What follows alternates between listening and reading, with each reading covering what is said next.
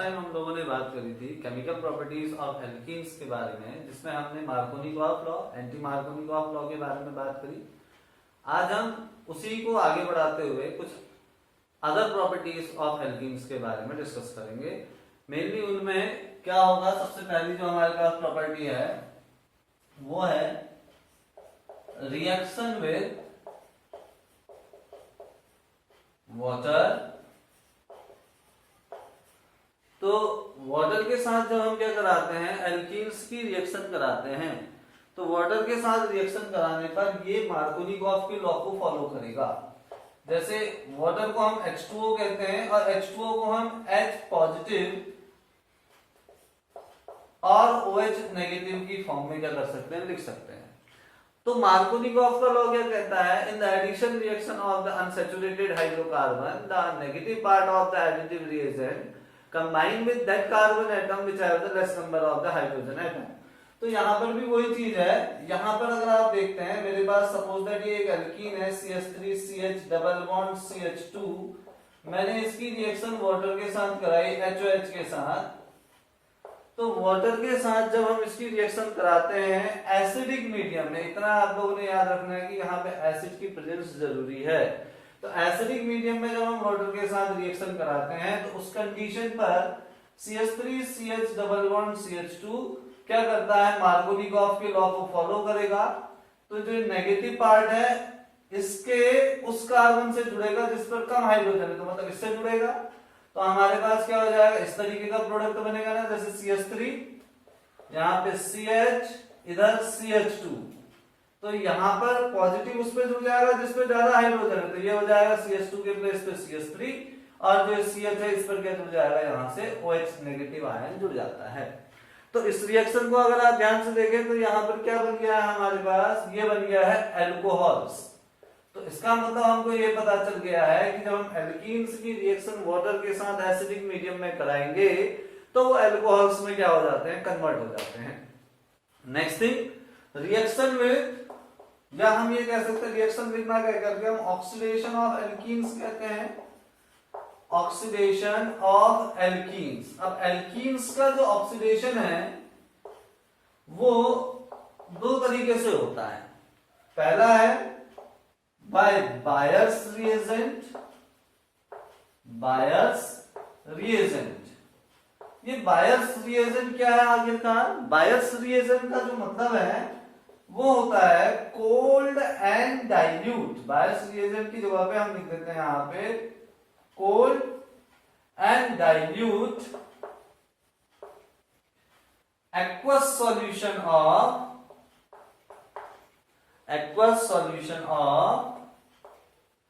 KMnO4 potassium permanganate।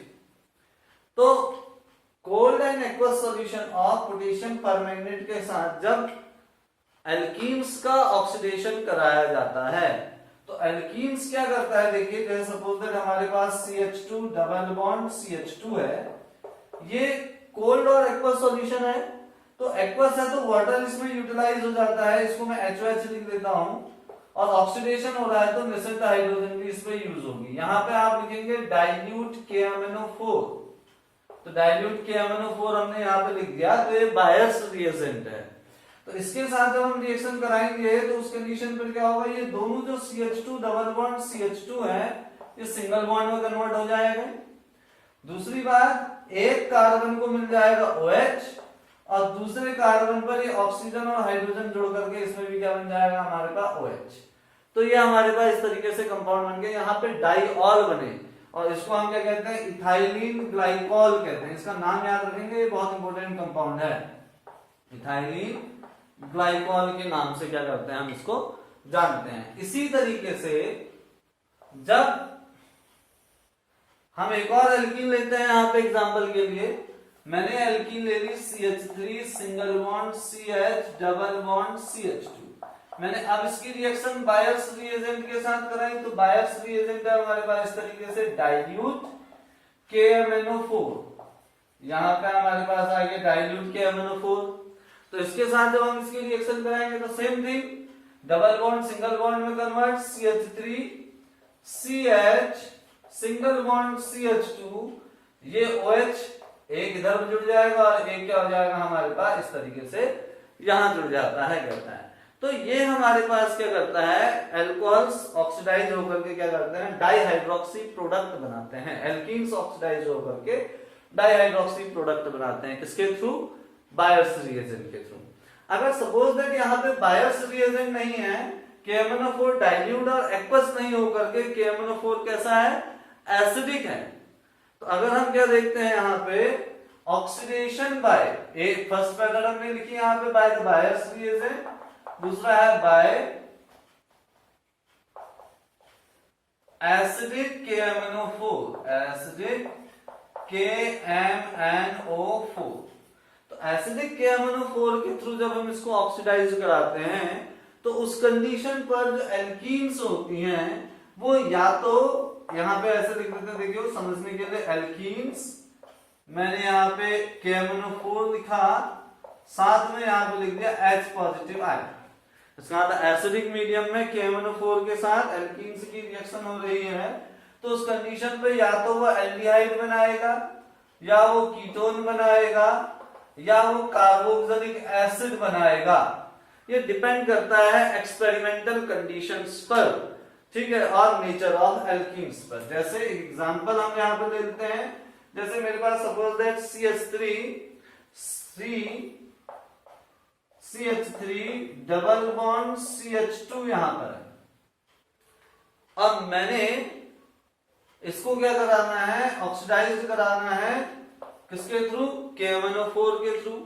तो KMnO4 के through जब हम इसका ऑक्सीडेशन करेंगे, तो मैंने ऑक्सीडेशन के लिए निश्चित ऑक्सीजन का सिंबल बना दिया, यहाँ पे लिख दिया KMnO4 and H positive ion.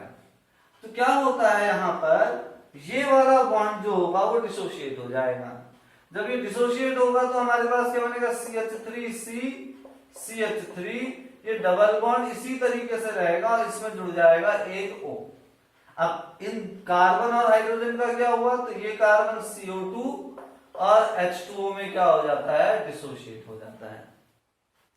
इसी तरीके से अगर हम क्या करते हैं, कोई दूसरा एग्जाम्पल लेते हैं एल्कीन का, CH3CH डबल बॉन्ड CH2, इसकी जब मैंने KMnO4 के साथ रिएक्शन कराई एसिडिक मीडियम पर, तो ऑक्सीडेशन के कारण ये क्या होगा, दो पार्ट्स में डिवाइड हो जाएगा, यहां से डिसोसिएशन होगा, क्या बनाएगा CH3CHO और एक बन जाएगा हमारे पास CO2 प्लस H2O। तो कितने ऑक्सीजन यूज हो रहे हैं यहाँ पर, देखिए 2 और 1 3, 3 1 4, तो इसका मतलब 4 ऑक्सीजन यहाँ भी लिखेंगे, 4 ऑक्सीजन हम यहाँ पर भी लिखेंगे। तो ये हमारे पास रिएक्शन थी किस चीज की, एल्कीन्स के ऑक्सीडेशन के बारे में, ठीक है। अब हम बात करते हैं इससे आगे की ओर को। नेक्स्ट रिएक्शन है उसका नाम है ओजोनोलिसिस।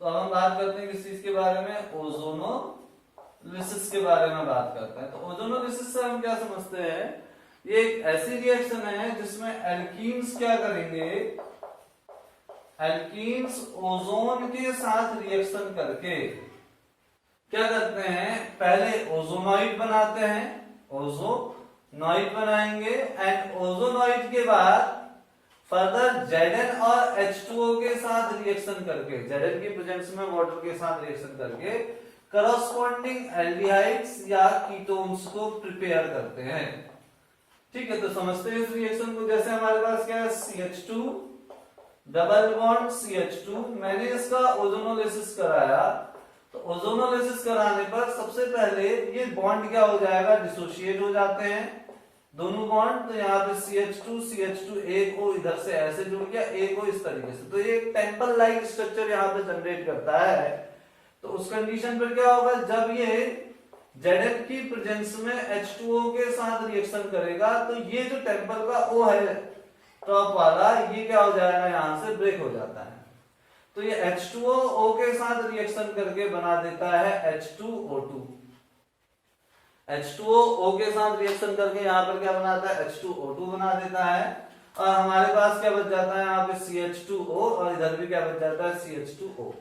तो इसको हम क्या कहेंगे, HCHO कहते हैं। तो कितने HCHO हो गए, एक HCHO हमारे पास इधर ये हो गया, एक HCHO हमारे पास ये हो गया, तो 2 HCHO यहाँ पर क्या कर देता है, वो बना देता है। देखिए ये CH2O है ना, तो हम CH2O को क्या लिख सकते हैं, देखो C है, इस पे एक H है, एक H इधर से है, यहाँ पे हमारे पास क्या हो जाएगा, डबल बॉन्ड O। तो ये SCHO जिसको हम फॉर्मेल्डिहाइड कहते हैं, ये प्रिपेयर कर देता है यहाँ पे। ठीक हो गया होगा, आ गया होगा आप लोगों को समझ में। नेक्स्ट थिंग, इसी तरीके से अगर हम दूसरी एल्कीन ले लें, सपोज दैट हमारे पास CH3 CH2 CH double bond CH single bond CH3 है, मैं इसकी ओजोन के साथ रिएक्शन कराता हूं तो उस कंडीशन पर क्या होगा, देखिए CH3 CH2 CH double bond break हो चुका है, यहां पर O, इधर पर भी O, इधर CH, इधर CH3 और इधर यहां से O, यहां पर ऐसे क्या हो जाएगा, टूट जाएगा।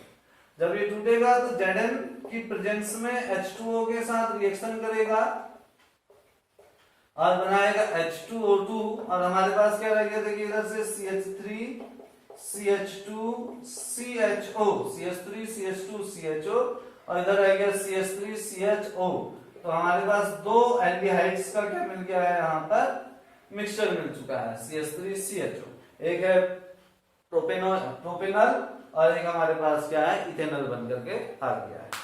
तो ये क्या था, हमारे पास ओजोनोलिसिस थी। अब ओजोनोलिसिस में ही अगर हम क्या बनाना चाहते हैं, कीटोन्स बनाना चाहते हैं, तो कीटोन्स किस तरीके से बनते हैं, तो कीटोन्स बनाने के लिए एक बात को याद रखें, यहां पर ब्रांच जब तक नहीं होगी तब तक ये कीटोन्स प्रिपेयर नहीं कर सकता। जब यहाँ पे एक ब्रांच जुड़ जाती है इस कार्बन से तो ये कीटोन में बदल जाता। तो कीटोन बनाने के लिए एल्कीन्स का ब्रांच जो होना ज्यादा जरूरी होता है। जैसे एक एग्जांपल देखते हैं, हमारे पास CH3 C CH3 double bond C CH3 CH3 इस तरीके से दे रखा है। मैंने इसका ओजोनोलिसिस कराया, ओजोनोलिसिस कराने पे हम देखते हैं कि क्या बनेगा, ये बॉन्ड क्या हो जाना है, डिसोशिएट हो जाना है। तो मैं इस CH3 को यहाँ, ये कार्बन यहाँ, ये CH3 इस तरीके से यहाँ पर O टेम्पल लाइक स्ट्रक्चर में बनेगा, ये कार्बन इधर से ऐसे यहाँ पे CH3 और इधर भी क्या जुड़ जाता है, CH3 जुड़ गया। अब ये Zn की प्रेजेंस में वाटर के साथ रिएक्शन करेगा, बॉन्ड इस तरीके से यहाँ से क्या होगा, डिसोसिएशन होगा। तो हमारे पास क्या बना यहाँ पे CH3 CO CH3, एक कीटोन इधर से बन गया हमारे पास CH3 C double bond O CH3 और दूसरा कीटोन हमारे पास इस ओर से बन गया CH3 C double bond O CH3। तो ये ट्वाइस मॉलिक्यूल यहाँ पर क्या हो जाते हैं, फॉर्म हो जाते हैं।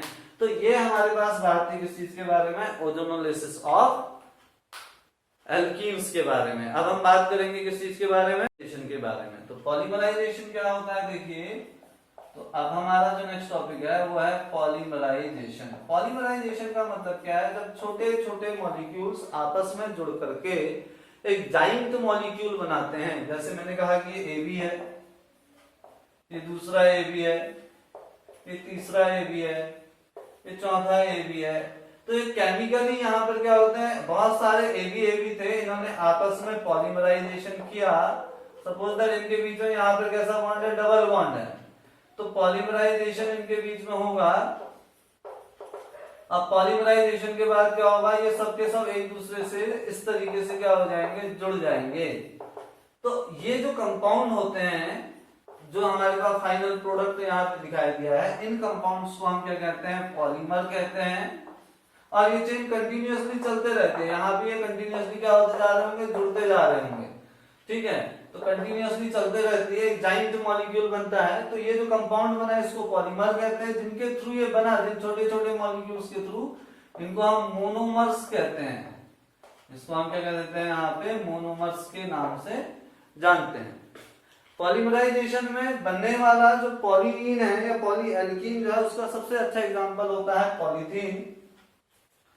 जो पॉलीथीन के बारे में बात करते हैं, तो पॉलीथीन क्या है, पॉलीथीन का मतलब है पॉलीइथीन। पॉलीथीन का जो मतलब है वो क्या है हमारे पास, पॉली प्लस इथीन। मतलब जब हम बहुत, पॉली का मतलब बहुत सारी, जब इथीन्स पॉलीमराइजेशन में जाएंगी तो उसके थ्रू जो प्रोडक्ट बनेगा वो पॉलीथीन कहलाता है। जैसे एग्जांपल CH2, ये है हमारे पास पॉली, ये है हमारे पास ethene, CH2 double bond CH2, next CH2 double bond CH2, next CH2 double bond CH2 and so on. इधर भी ये जोड़े हैं, इधर भी जोड़े हैं, पॉलीमराइजेशन हुआ है इनके बीच में, यहाँ पे हमें लिखा पॉलीमराइजेशन। तो ये जो डबल बॉन्ड्स होंगे ये सब सिंगल बॉन्ड में बदल जाएंगे, CH2 single bond CH2, CH2 single bond CH2, CH2 single bond CH2। यहाँ पे कुछ नहीं है फिलहाल अभी। अगर आप देखोगे तो हर एक कार्बन की एक एक वैलेंसी कम है, इसकी भी एक वैलेंसी कम है, इसकी भी एक वैलेंसी कम, तो इनके बीच में एक बॉन्ड बन जाएगा। ऐसे इन दोनों के बीच में भी क्या बन जाएगा, एक बॉन्ड बन जाएगा। ऐसे ही अपने से पहले वाले से बॉन्ड बना रहा होगा या अपने से बाद वाले से क्या कर रहा होगा, बॉन्ड फॉर्म कर रहा होगा। तो जो ये प्रोडक्ट बन करके आया है, इस प्रोडक्ट को हम क्या कहते हैं, पॉलीथीन कहते हैं। ये हमारे पास पॉलीथीन है। इसका एक शॉर्ट तरीका है रिप्रेजेंट करने का, आप लोग उसको समझ लीजिए। शॉर्ट वे में इसको समझने के लिए हम क्या करते हैं, बहुत सारे पॉलीथीन लिए हमने, बहुत सारे इथीन लिए, तो हम इनको लिखेंगे N इथीन लिख देते हैं इस तरीके से, NCH2 डबल बॉन्ड CH2। इसका पॉलीमराइजेशन हुआ, तो पॉलीमराइजेशन के बाद क्या हुआ, जो ये CH2 डबल बॉन्ड CH2 था ये सिंगल में बदल गया, और ऐसे ही बहुत सारे N मॉलिक्यूल्स आपस में जुड़ गए। तो ये हम पॉलीथीन को शॉर्ट फॉर्म में ऐसे लिख सकते हैं, पॉलीथीन। इसका दूसरा एग्जांपल है, आपने प्लास्टिक के पाइप्स देखे होंगे इलेक्ट्रिसिटी के या पानी के, तो वो इसका दूसरा एग्जांपल है जिसको हम कहते हैं PVC। PVC का मतलब हो गया poly vinyl chloride, polyvinyl chloride कहते हैं इसे। पॉलीविनाइल क्लोराइड भी हमारे पास किससे बन करके आता है, इसका जो मोनोमर है वो होता है विनाइल क्लोराइड। इसका जो मोनोमर है वो क्या है हमारे पास, विनाइल क्लोराइड। जब हम विनाइल क्लोराइड को CH2 double bond CH single bond Cl के N मॉलिक्यूल्स लेते हैं, तो वो भी पॉलीमराइजेशन में जाते हैं, पॉलीमराइजेशन में जाएंगे, और पॉलीमराइजेशन में जाने के बाद डबल बॉन्ड सिंगल बॉन्ड में बदल जाएगा, और ऐसे ही बहुत सारे N मॉलिक्यूल्स आपस में जुड़ करके एक लंबी सी चेन बना देते हैं, जिसको हम पॉलीविनाइल क्लोराइड या PVC के नाम से जानते हैं। तो इतने तक हम समझ गए। तो ये थी हमारे पास केमिकल प्रॉपर्टीज ऑफ एल्कीन्स। अब हमारा जो एल्केन और एल्कीन के दो टॉपिक्स क्या हो चुके हैं, फिनिश हो चुके हैं। अब हमने इनके यूजेस देखने हैं, तो यूजेस आप लोग खुद देख लीजिएगा अपनी बुक्स में या नेट में आपको मिल जाएंगे। नेक्स्ट हम बात करेंगे एल्काइंस के बारे में। Till then thank you, have a nice day, bye bye.